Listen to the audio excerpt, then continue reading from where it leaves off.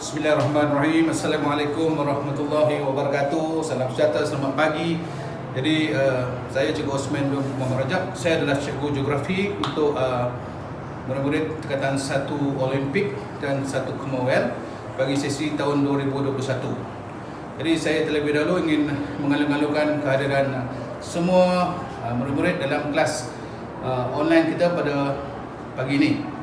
Baik, pada pagi ini kita akan membincangkan satu mata pelajaran yang baru. Saya percaya ini satu mata pelajaran baru bagi kamu yang sebelum ini belajar di sekolah rendah. Jadi geografi ataupun dahulunya dipanggil ilmu alam, tetapi kemudiannya diubah kepada geografi. Sebab bila kita katakan dia ilmu alam, dianya terlalu umum. Alam apa yang dirujuk? Alam sekitar, alam manusia, alam haiwan. Jadi dia umum. Jadi pada kali ini saya nak terangkan terlebih dahulu apakah yang dimaksudkan ataupun apakah konten yang ada dalam mata pelajaran geografi. Baik, geografi ini pun bukanlah daripada bahasa Melayu kita. Dalam bahasa Melayu tidak ada perkataan geografi.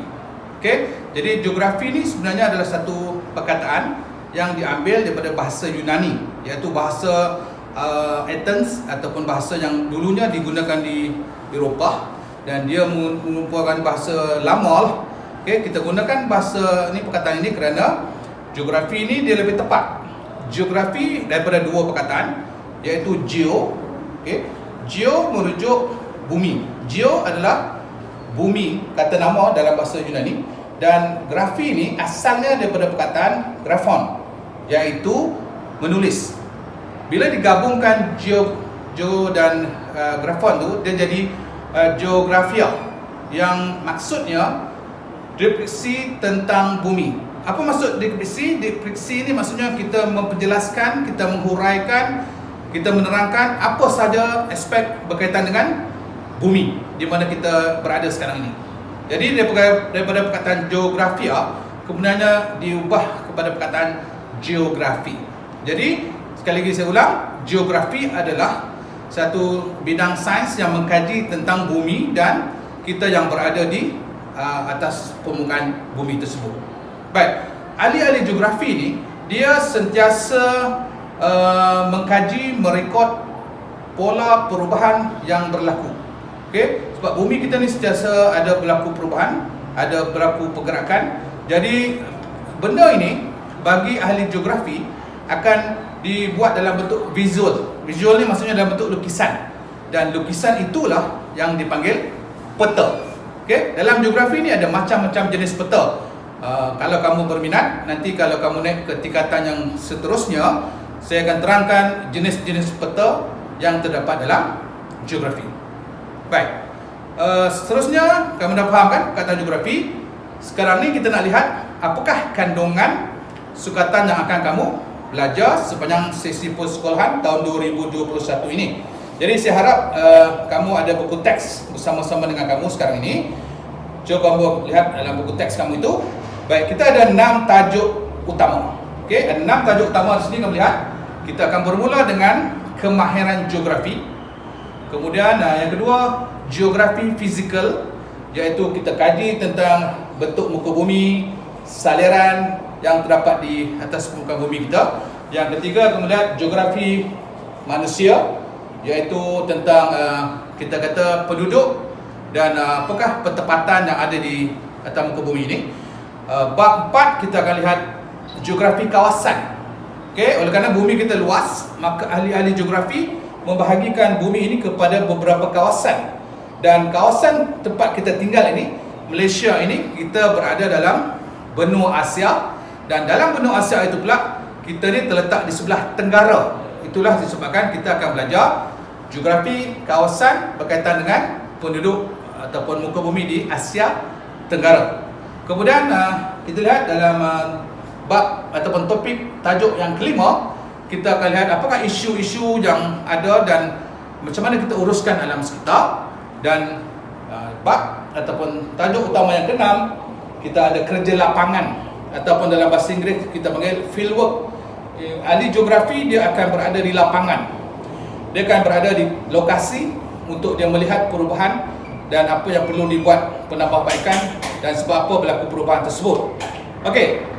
Ini adalah 6 tajuk utama atau 6 tajuk besar yang kamu akan belajar insya-Allah dalam tahun 2021 ini.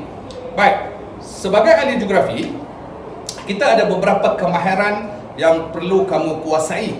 Untuk tingkatan 1 ini ada 3 kemahiran penting yang kamu perlu kuasai.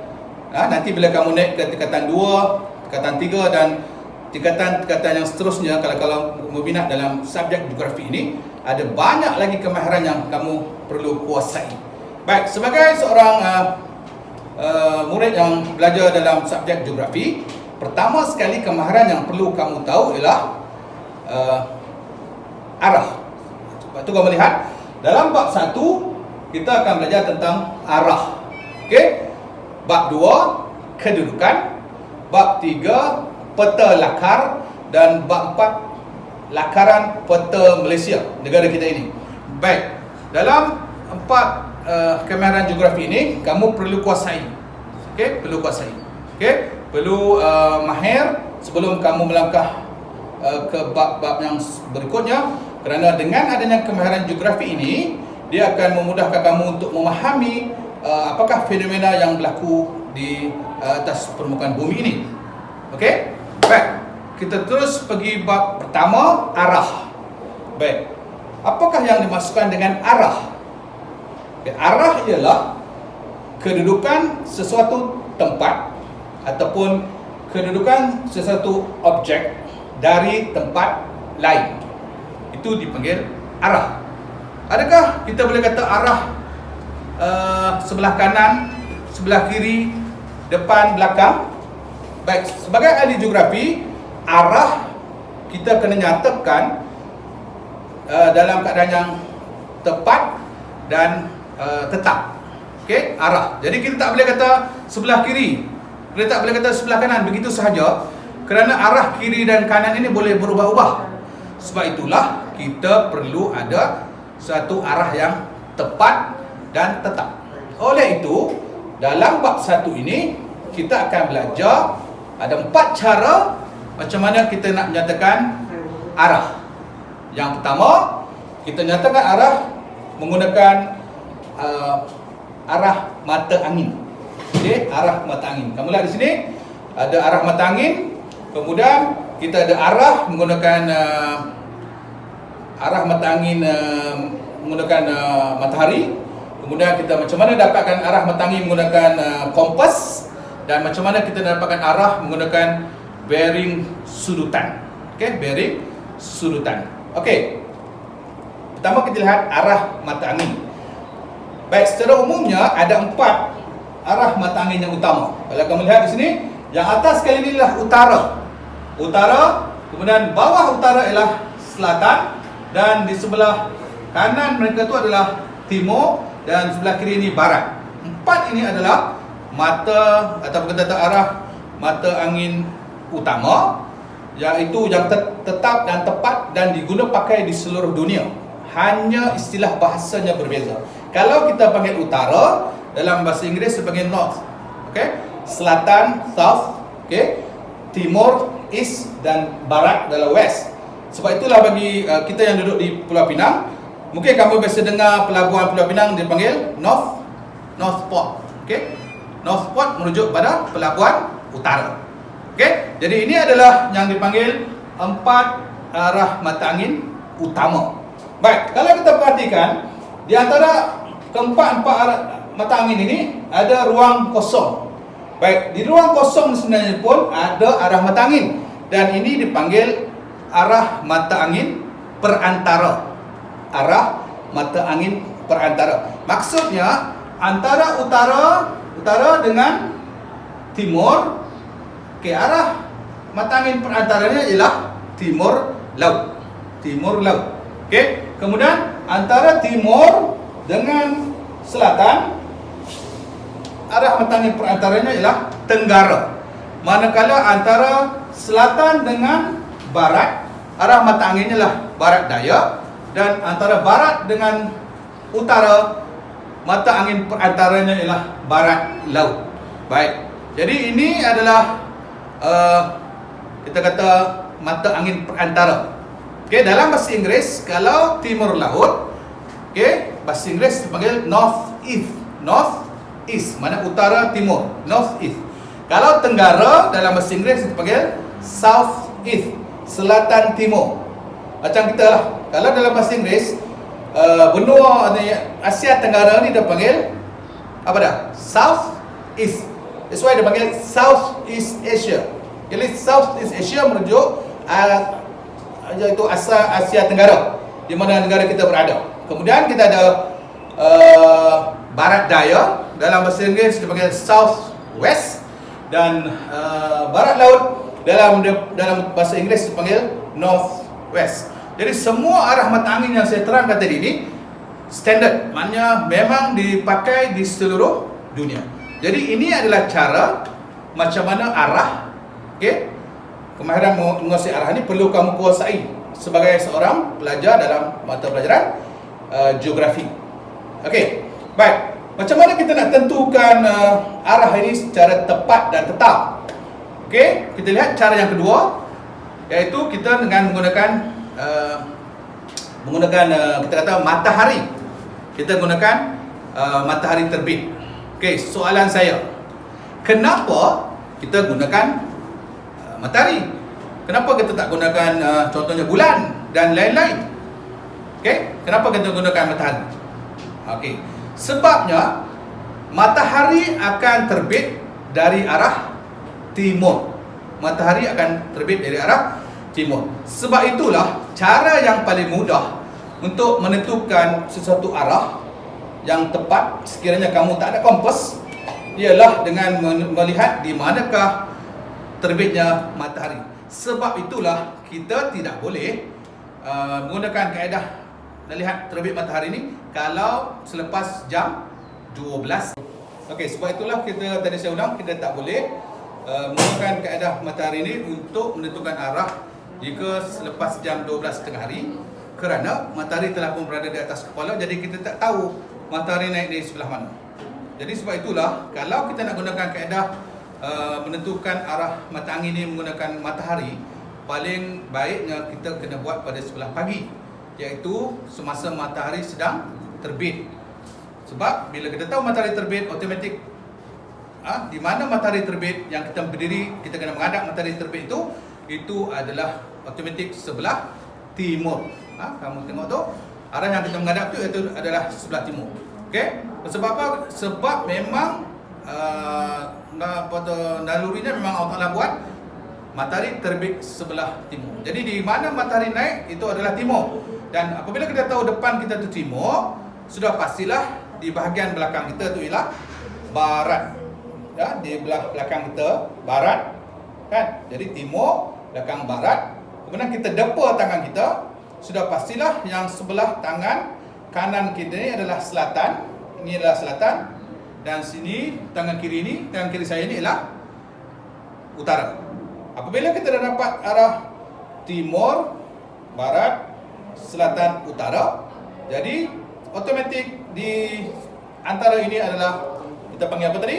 Kita panggil mata angin terantara. Kamu boleh lihat ni gambar ni yang saya tunjukkan. Ini adalah cara macam mana murid ini menggunakan berada di lapangan menggunakan kaedah menentu arah mata angin menggunakan matahari.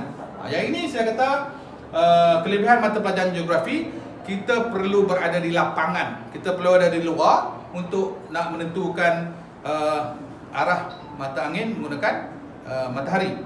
Baik, selain itu, selepas kita gunakan kaedah matahari, kita ada lagi satu kaedah, iaitu kita menggunakan kompas. Kita menggunakan kompas, iaitu kompas magnetik. Baik, kompas magnetik. Soalan saya, pasal apa ada perkataan magnetik? Kerana kita adanya medan tarikan magnet. Okey. Baik, kompas magnetik ni dia terdiri pada 3 komponen. Kamu lihat di sini dia ada 3 komponen. Pertamanya dia ada satu jarum. Dalam tu ada jarum. Kemudian dia ada perumah dan dia ada permukaan dia. Tengok ni. Baik, ini adalah kompas magnetik. Kompas ini kalau kamu perhatikan, jarumnya akan sentiasa menunjuk satu arah yang sama. Baik. kompas magnetik ni dia terdiri daripada 3 komponen. Yang pertamanya dia ada, kita panggil dia punya perumah. Kemudian dia ada dia punya permuka dan juga dia ada jarum. Jadi ini adalah komponen yang ada dalam satu kompas magnetik. Perumah ni maknanya tempat di mana kompas itu berada lah. Okey. Permuka ialah permukaannya dan jarumnya. Kalau kita perhatikan dalam kompas, jarum kompas ni dia sentiasa menunjukkan ke arah utara. Sebab apa arah utara? Kerana di utara itu ada medan tarikan magnet. Di utara maksudnya di kutub utara. Ini memang Allah Ta'ala dah cipta macam tu, memang ada tarikan magnet di kutub utara. Jadi kita menggunakan kompas magnetik ini kerana dia menunjukkan arah yang tepat dan tetap. Okey. Baik, siapa yang buat kompas ini? Jadi kompas ini sebenarnya dicipta pada abad ke-11 oleh orang Cina apabila mereka nak berlayar ke di lautan. Oleh kerana lautan itu sangat luas, maka tanpa kompas mereka akan sesat. Jadi di sini bermula mereka mencipta kompas yang kemudiannya digunakan seterusnya sampai sekarang dalam bidang penerbangan, dalam bidang kapal dan sebagainya, semua mesti menggunakan kompas. Kalau tanpa kompas kita tak akan sampai ke tempat atau destinasi yang kita nak pergi. Okey. Baik, seterusnya dalam kompas ini kalau kamu perhati, dia juga ada 8 arah mata angin seperti yang kita dah belajar. Iaitu samalah utara, selatan, timur, barat, timur, laut, semua dia ada sama. Okey. Jadi dengan menggunakan kompas, insya-Allah kita tak sesat. Okey. Sebab itulah kalau kita sama ada kita berlayar di lautan ke, kita mengembara dalam hutan ke, kita berada di udara ke, dengan kompas insya-Allah kompas dan peta, insya-Allah kita boleh sampai tempat yang kita nak tuju. Okey.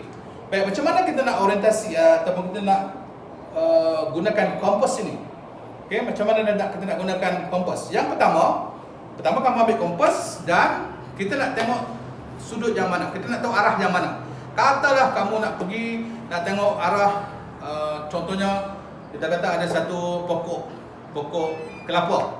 Okey, kita nak tahu daripada tempat kita berdiri ni, okey, ke arah pokok kelapa tu berapa dia punya, ataupun apakah arah dia punya arah mata angin tu. Jadi kamu tengok macam mana ni. Murid ni dia pegang kompas dan dia terus menghadap ke objek ataupun tempat yang dia nak tahu berapa dia punya arah dia. Okey, lepas kamu dah pastikan, contohnya saya sebut tadi, kita tuju pokok kelapa atau pokok nyok tu, kita nak tahu daripada arah kita berdiri, kan, arah kita berdiri ke pokok kelapa tu berapa dia punya, atau apakah dia punya arah mata angin. Baik, bila kamu dah tetapkan, kamu nak tengok berapa dia punya, apakah arah mata anginnya, kamu ambil kompas tu, kamu letakkan di permukaan yang rata. Mana tangan kamu jangan goyang-goyang, letak tepat di tangan. Kemudian pastikan kamu elakkan berdiri berhampiran dengan besi, objek besi atau ada magnet lain. Jadi tak boleh. Elakkan daripada berada di meja bangku besi ke, pagar besi ke, sebab kalau kamu berada di berhampiran dengan objek besi ni atau magnet besi atau magnet dan sebagainya, dia akan mengganggu dia akan mengganggu jarum kompas kamu. Jarum kompas akan terganggu oleh tarikan daripada besi yang berkenaan. Jadi pastikan kamu letak kompas tadi di tapak tangan kena rata, kemudian elakkan daripada adanya unsur besi dan sebagainya. Okey, lepas tu kamu kena gerak-gerakkan kompas itu supaya memastikan jarum mesti mengarah ke arah utara. Okey, bila dah jarum kamu tu tepat ke arah utara, jadi lepas tu barulah kamu buat bacaan daripada tempat kamu berdiri itu ke pokok atau kelapa ataupun tempat yang kamu nak baca, apakah dia punya arah mata angin. Okey? Jadi nanti insya-Allah bila kamu datang sekolah, bila kita bersemuka nanti saya akan beri kamu kompas dan kamu akan buat yang ini supaya kamu lebih faham. Ini saya terangkan secara umum dan kita akan sambung nanti bila kita bersemuka. Saya akan tunjukkan kamu dengan kompas macam mana kita nak gunakan kompas ini untuk nak menentukan arah mata angin yang sebenar. Mudah sahaja sebenarnya. Yang penting tadi saya ulang, yang penting kita tahu ke mana, apakah objek atau arah mana yang kita nak tentukan dia punya arah mata angin. Kompas tu kena letak di permukaan yang rata, elakkan daripada adanya besi dan sebagainya kerana dia akan mengganggu bacaan kompas kamu.